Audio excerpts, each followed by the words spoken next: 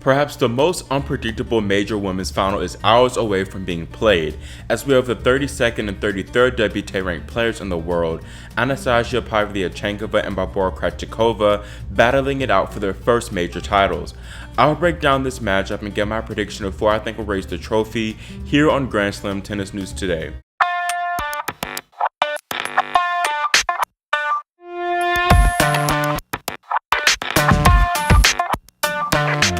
These two women have never played before on tour, but comparing their statistics a bit, Krejcikova has the advantage in obtaining a superior clay court record, grabbing her title in Strasbourg. She's also done better overall this year with a 25-9 record. Pavlyuchenkova, on the other hand, is 10-2 on the dirt in 2021 and is 15-9 in general for the season. Anastasia, however, has spent less time on court overall just in singles. Barbora has also surpassed the Russian in time on court through her doubles run to the finals.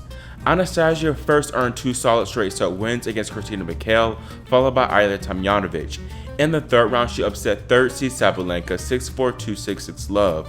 Then in the round of 16, she backed it up by beating another Belarusian, Azarenka, 5-7, 6-3, 6-2. In the quarter, she competed against doubles partner Elena Rybakina, outlasting the Kazakhstanian 6-7, 6-2, 9-7. Then lastly, in the semi, she defeated Tamara Zhidensek 7-5, 6-3. This clay season, and tournament especially, we've seen sort of a new and improved Pavlyuchenkova, one that in addition to having big weapons, also has greater shot tolerance and more variety. Anastasia has said throughout the tournament that her and brother coach Alexander have worked on playing smarter tennis, which has paid off tremendously. Throughout the fortnight, the 31st seed has struck 174 winners to just 130 unforced errors. Barbora will be a different opponent though than literally all of Anastasia's opponents, as Sabalenka, Azarenka, Rybakina, and Zhidensek are bigger hitters and tend to go for more. Barbora is a bit more steady and likes to build points more and incorporating greater variety. To combat this, Nastia will need to take advantage of some Krejcikova weaknesses. One way of doing this would be to pounce on the Czech women's second serves, as they tend to fall short and are surely attackable. Against Zhidensek, Anastasia won 62% of second serve return points, and she'll need to continue this dominance in the finals. The Pavlyuchenkova forehand, I believe, would be one of her biggest weapons here, as it is more effective than Krejcikova's. Nastia will need to look for more forehand to forehand exchanges and open up the court to get easier attackable responses. Pavlyuchenkova's serve is also a big weapon, but I feel that the Russian hasn't really unlocked his greatest potential this tournament. She's been pretty solid on serve, but sometimes she does have drops where she even struggles to win points off the first serve. Anastasia needs to make sure that she places serves well, and maybe if I were her, I direct most of them towards the Krejcikova backhand. Barbora's backhand is her superior wing from the ground, but as Sakari exposed a bit in their semifinal, she sometimes doesn't hit through the return and offers up weak responses or nets it. Speaking of Barbora, the Czech women first got by compatriot Kristina Pliskova 5-7, 6-4, 6-2 before dominating 32nd seed Alexandrova 6-2, 6-3. In the third round, she scalped another seed Elena Svitolina, winning 3-2 before beating Sloane Stephens 6-2, 6-love. In the quarter, she took out another American, Coco Gauff 7-6, 6-3, saving 5 set points in that opener before storming back to win. Then lastly, in the semifinals, of course, we have the 3-hour epic with her and Sakari, where Barbora had to overcome a match point and a questionable call to win 7-5, 4-6, 9-7. I've watched Krejcikova's past 3 matches and she just looks so comfortable and in control out there on court. It's like she knows exactly what to do with the ball in order to make the opponent uncomfortable, as she uses excellent angles and corners to get them outstretched. Then she has the ability to flatten it out, especially on the backhand, to redirect the ball down the line. That down the line backhand has been her bread and butter all tournament, and it's a shot that I'm sure she'll look to use here in the finals. Krejcikova, as I mentioned earlier, is also in the doubles final, which means that she's very comfortable at the forecourt and isn't afraid to come in. Along with this sublime net play, Barbora can mix things up very well, throwing in some drop shots and slices to take advantage of the opponent's movement. Although Pavlyuchenkova's movement has improved, this still is a play I think will yield beneficial results. Also, as I said with Anastasia and her forehand, the backhand for Barbora would be key aside from the down the line shot, as she can hit a mean cross-court angle shot which further opens up the court for her. The more backhand exchanges, the better for Krejcikova, as I'd give her the edge on that side.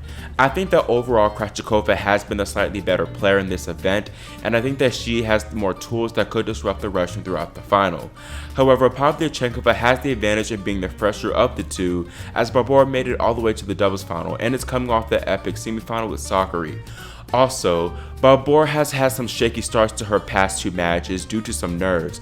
I think that between the two, Pavlyuchenkova will handle the occasion slightly better due to her experience at the high level of slams. Remember, this is just Krejcikova's second tournament where she reached the second week, and I think that the factor would be a big one in the long run of this match should it come down to closing time. I can see Anastasia having a good start and winning the first set, but afterwards Krejcikova starts settling in a bit more and grabs the second. However, Pavlyuchenkova having slightly greater experience I think would close it out in 3, and thus I have the Russian winning this match in 3 sets. Along with excellent play, these finalists have shown outstanding mental fortitude throughout this event.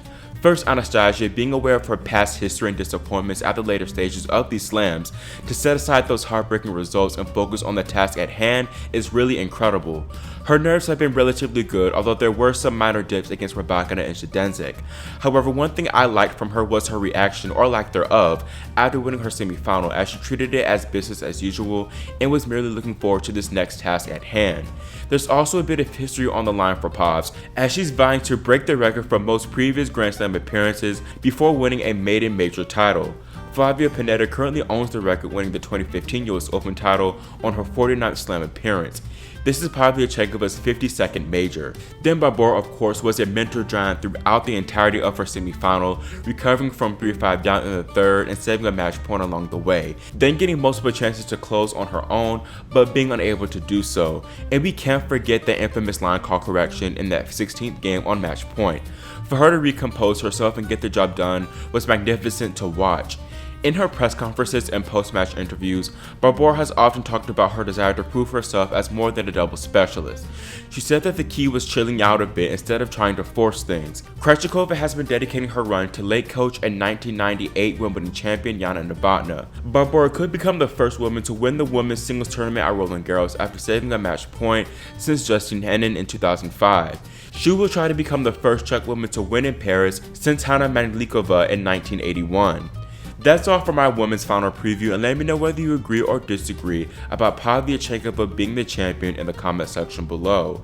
Also, make sure you subscribe and click the notification bell so you're notified whenever we post new content. Thanks for watching, and we'll see you next time here on Grand Slam Tennis News Today.